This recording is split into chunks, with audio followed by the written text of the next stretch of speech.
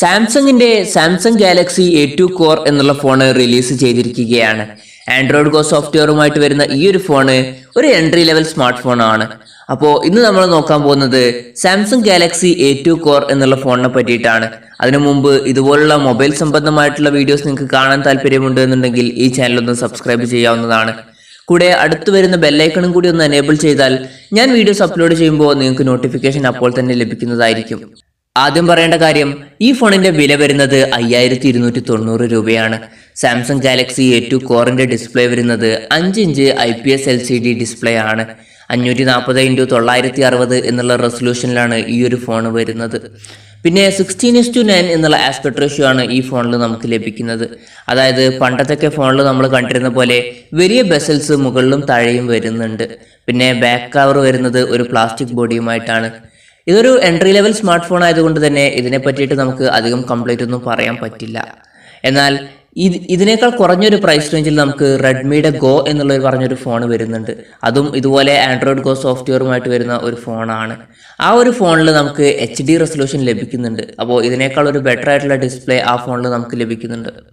പ്രോസസ്സറിനെ പറ്റി പറയുകയാണെങ്കിൽ Exynos 7870 എന്നുള്ള പ്രോസസ്സറാണ് ഈ ഫോണിൽ ഉപയോഗിച്ചിരിക്കുന്നത്. ഇതൊരു എൻട്രി ലെവൽ പ്രോസസ്സറാണ്. 1 GB റാം ആണ് ഈ ഫോണിൽ നമുക്ക് ലഭിക്കുന്നത്. 16 GB ഇന്റേണലും ഇതിന്റെ കൂടെ വരുന്നുണ്ട്. ഇനി മെമ്മറി എക്സ്പാൻഡ് ചെയ്യണമെന്നുണ്ടെങ്കിൽ നമുക്കൊരു ഡെഡിക്കേറ്റഡ് മെമ്മറി കാർഡ് സ്ലോട്ട് വരുന്നുണ്ട്. അതായത് 2 സിം യൂസ് ചെയ്യുമ്പോൾ തന്നെ നമുക്ക് ഒരു മെമ്മറി കാർഡ് സെപ്പറേറ്റ് ആയിട്ടും യൂസ് ചെയ്യാം. Android 8 ഓറിയോ ബേസ് ചെയ്തിട്ടുള്ള ആൻഡ്രോയിഡ് ഗോ സോഫ്റ്റ്വെയർ ആണ് ഈ ഫോണിൽ ഉപയോഗിച്ചിരിക്കുന്നത്. ആൻഡ്രോയിഡ് ഗോ എന്ന് പറഞ്ഞാൽ എല്ലാവരിലോട്ടും സ്മാർട്ട് ഫോൺ എത്തിക്കുക എന്നുള്ള ലക്ഷ്യത്തോടെ ആൻഡ്രോയിഡ് വികസിപ്പിച്ചെടുത്ത സോഫ്റ്റ്വെയർ ആണ്.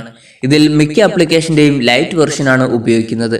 അതുകൊണ്ട് തന്നെ റാം കുറവാണ് എന്നുണ്ടെങ്കിൽ കൂടിയും വലിയ പ്രശ്നമില്ലാതെ, വലിയ ഹാങ് ഒന്നുമില്ലാതെ തന്നെ ഫോൺ പെർഫോം ചെയ്യുന്നതായിരിക്കും.